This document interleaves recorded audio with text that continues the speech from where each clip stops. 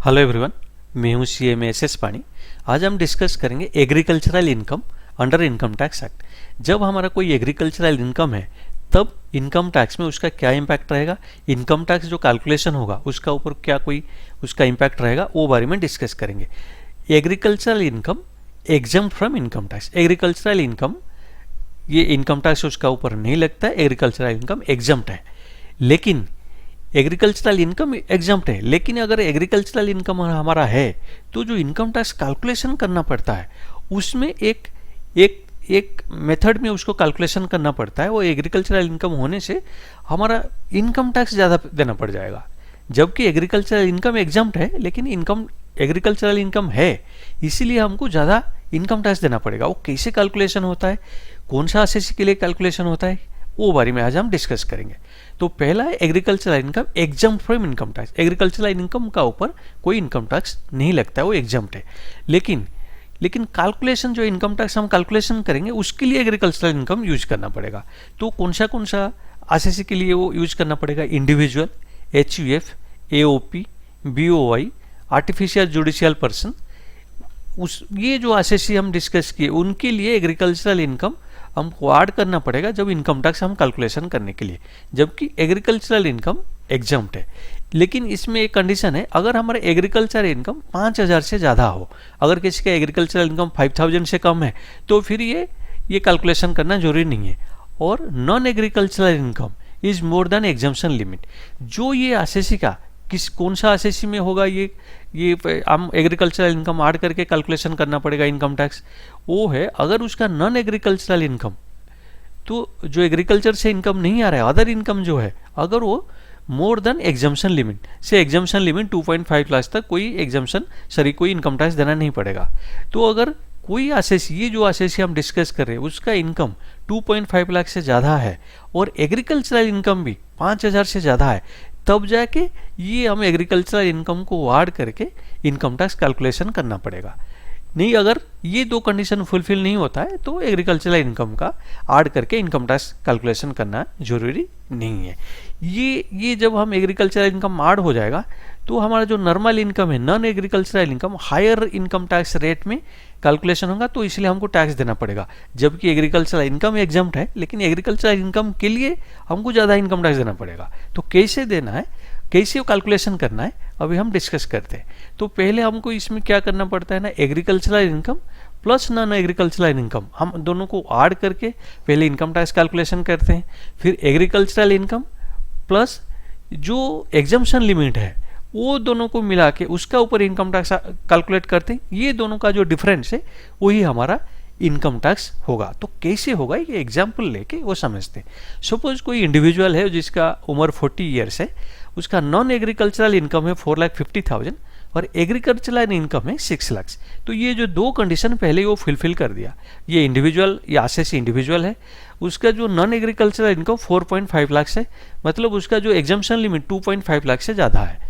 और नेक्स्ट क्या है ना, उसका एग्रीकल्चरल इनकम 5,000 से ज़्यादा होना चाहिए, तो इसका एग्रीकल्चरल इनकम भी 6 लाख से। ये दोनों जो कंडीशन है, 5,000 से ज़्यादा हो गया agricultural income, non agricultural income भी जो एग्जम्पशन लिमिट 2.5 लाख से ज़्यादा हो गया। तो ये केस में ये हमको कैलकुलेशन करना पड़ेगा, एग्रीकल्चरल इनकम को लेके इनकम टैक्स कैलकुलेशन करना पड़ेगा। तो कैसे कैलकुलेशन करना है वो डिस्कस करते हैं। अभी टोटल इनकम उसका कितना हो रहा है, बोथ एग्रीकल्चर नॉन एग्रीकल्चर, हम पहले उसको दोनों को मिला के एग्रीकल्चर नॉन एग्रीकल्चर इनकम मिला के उसका इनकम टैक्स पहले कैलकुलेट करेंगे। तो हो गया उसका 10,50,000। तो 10,50,000 का ऊपर इनकम टैक्स कितना होगा, ये तो अप टू 2.5 लाख तक नील हो जाएगा। 2,50,000 1 to 5 लाख तक 5% हमारा इनकम टैक्स रेट है, तो हो जाएगा 12,500। 5 लाख 1 से 10 लाख तक 20% इनकम टैक्स रेट है, तो हो जाएगा 1 लाख हो जाएगा। 10 लाख 1 से 10,50,000 30% इनकम टैक्स रेट है, तो हो जाएगा हमारा 15,000 हो जाएगा। तो टोटल टैक्स कितना हो जाएगा, ये तीनों मिलाने से हो जा रहा है हमारा 1,27,500। ये हम इनकम टैक्स कैसे कैलकुलेशन किए, बोथ एग्रीकल्चरल और नॉन एग्रीकल्चरल इनकम को हम ऐड करके जो आया उसका ऊपर इनकम टैक्स कैलकुलेशन किए। अभी हम क्या कैलकुलेशन करेंगे next, agricultural income plus exemption limit. जो exemption limit plus agricultural income मिला के वो हम कैलकुलेशन करेंगे कितना हमारा उसका ऊपर इनकम टैक्स आ रहा है। तो हमारा एग्रीकल्चरल इनकम कितना है, हमारा एग्रीकल्चरल इनकम है 6 लाख है और एग्जम्पशन लिमिट 2.5 लाख है, ये दोनों मिलके हो गया 8,50,000। तो 8,50,000 का ऊपर कितना हमारा इनकम टैक्स आएगा, तो अप टू 2.5 लाख नील है, 2.5 लाख 1 to 5 लाख 5% रेट में आ जाएगा 12,500। 5 लाख 1 से 8,50,000 तक 20% रेट में आएगा 70,000। तो ये agricultural income plus exemption limit ये दोनों मिला के हम जो इनकम टैक्स कैलकुलेशन किए वो हो गया 82,500।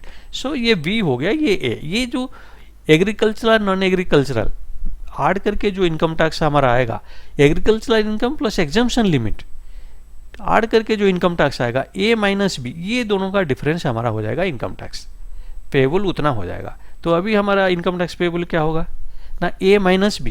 पहले हम agricultural income non agricultural income को मिलाए, एग्रीकल्चर नॉन एग्रीकल्चरल इनकम मिला के इसका ऊपर इनकम टैक्स कैलकुलेट किए, उसके बाद agricultural income plus exemption limit मिला के कैलकुलेट किए, उसका ऊपर इनकम टैक्स क्या है, ये दोनों का डिफरेंस है हमारा हो गया 45,000।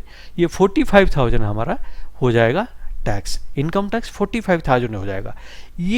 ये जो 45,000 ये हायर रेट में हमारा जो ये नॉन एग्रीकल्चरल इनकम टैक्सेबल हो गया, इसलिए 45,000 आता है।